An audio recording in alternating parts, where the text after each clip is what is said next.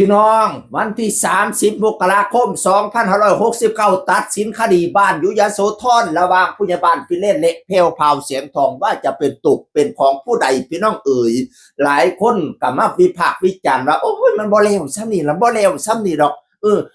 ศาลชั้นต้นเนี่ยคันนั้นผู้ใดบ่พอใจก็ไปอุทธรณ์ต่อจากอุทธรณ์ก็บ่พอใจก็ไปศาลฎีกาต่อหลายคนเขาวิพากษ์วิจารณ์ไปต่างๆหน้าเพลวพาวแสงทองเขาเลยออกมาโพสต์เปิดใจเบ้าว่าถึงทุกคนที่เป็นห่วงเรื่องที่ดินบ้านที่ยโสธรถึงผลสิออกมาเป็นจังไดในมืออื่นกับบ่เปลี่ยนอะไรนะคะขอให้ทุกคนสบายใจและบ่ต้องกังวลเพราะหนูจะเข้ารบในการตัดสินของศาลในพรุ่งนี้ถ้าหนูเพ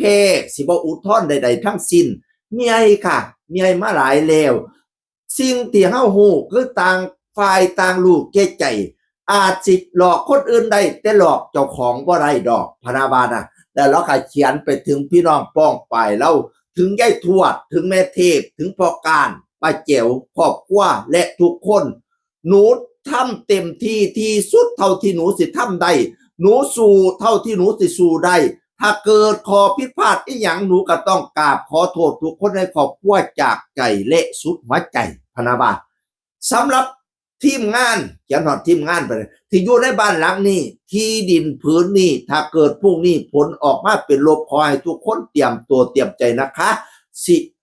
จะไม่มีการยืดเยื้ออะไรต่อให้มันจบเราจะได้ใช้ชีวิตกันต่อโดยที่ไม่คาดหวังอะไรทั้งสิ้นว่าสันวานะสุดท้ายแล้วชีวิตคนเฮาก็เดินหาความตายกันทุกคนทั้งสิ้นตายแล้วก็เอายังไปบ่ได้จักอย่างเพราะฉะนั้นสิ่งที่อยากมีในตอนนี้คือความสุขและมีเวลาให้ครอบครัวมากที่สุดว่าสันวานะมืออื่นตกลงเพลวพาวไม่อุทธรณ์ไม่ฎีกาเคารพในการตัดสินของศาลจะออกมาเป็นอย่างไรก็ช่างฝากถึงครอบครัวพี่น้องป้องไปว่าหนูสู่เต็มที่แล้วถ้าเกิดขอผิดพลาดอย่างหนูกราบขอประทานอภัยฝากฮอดทีมงานที่พักอยู่ในเฮียนในสั้นพี่น้องขอบว่าสุขุสุขคนเตรียมตัวเด้อมื้ออื่นขันเพเฮาก็คือโยกย้ายออกสิบ่ยืดเยื้อสิบ่สู้อะไรทำไมอีกแล้วว่าซั่นว่าความคิดเห็นของเพลวพาวเสียงทองที่โพสต์ออกมาพี่น้องหลังจากทุกคนพะวงสงสัยว่าโอ้ยบ่แล้วดอกจักหน่อยก็อุทธรณ์จักหน่อยก็ฎีกาตกลงบ่อุทธรณ์บ่ฎีกาพี่น้องฝากไปหาญาติพี่น้องป้องไปสุขุสุขคนพร้อมป้าแจ๋วก็เลยมาแซ่โพสต์นี่ล่ะก็เขียนว่ายังยืนยันคำเดิมกับคำพูดที่ได้พูดกับแพ้วพาวและใครๆหลายๆคนคือถ้าศาลตัดสินว่าเราเพก็คือไม่เสียใจและไม่เสียดายเลยแค่นี้ครอบครัวเราก็มีความสุขแล้วว่าซั่นว่าบ่เสียใจดอกแพ้วพาวเอ้ยคือจังเคยเว้านั่นล่ะแพ้ก็ตามหัวมันบ่เสียดายบ่เสียใจซ้ำนี้ครอบครัวเฮาก็มีความสุขว่าซั่นบัดนี้นี่ลุยผู้จัดการของเพลวพาวเสียงทองเพียรสนิทก็เลยมาเขียนแล้วกับแช่โพสต์เขียนว่ากำลังใจและเคียงข้างเสมอนะคะว่าซั่นว่านะหลังจากเพลวพาวโพสต์ไปบัดนี้ทางทนายของผู้ใหญ่บ้านฟิเลนก็มาโพสต์ตอบกันประมาณ1ชั่วโมง2ชั่วโมงทนายของผู้ใหญ่บ้านฟิเลนก็มาโพสต์โดยข้อความว่าอย่างนี้แหละทนายอารยาทนายความโพสต์ว่า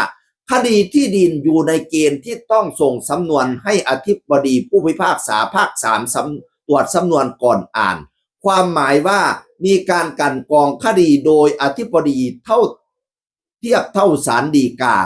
ดังนั้นอุทธรณ์ไปก็ไม่มีประโยชน์ระดับศาลฎีกาตรวจสำนวนเองว่าซั่นว่าเรามีความคิดเห็นว่าทรงไปอธิบดีผู้พิพากษาภาค3ผู้ตรวจนั่นแม่นว่าชั้นต้นเป็นสไลด์แล้วเป็นอุทธรณ์ไปก็บ่มีประโยชน์มันก็สิคือเก่านั่นล่ะเพราะว่าเพิ่นเทียบเท่าศาลฎีกาแล้วพะนะว่านั่นน่ะนี่เป็นความคิดเห็นทั้ง2ปาก2ฝั่งให้เฮาเจ้าคอยกะรอชมต่อไปว่าคดีนี้จะออกมาอย่างไรพี่น้องเอ๋ยอย่าไปวิพากษ์วิจารณ์ศาลเด้อศาลเพิ่นตัดสินจังไดก็อย่าสุกไปได้ศาลนี่มันสิเป็นการบ่เคารพศาลด้วยหลักและเป็นห่วงโอ้ยประกาศแต่โอ้ยคอยโลกสงบสุขนั่นแหละพี่น้องคอยโลกสงบสุขเสียงคนเก่าเว้าสู่ฟังสวัสดีครับ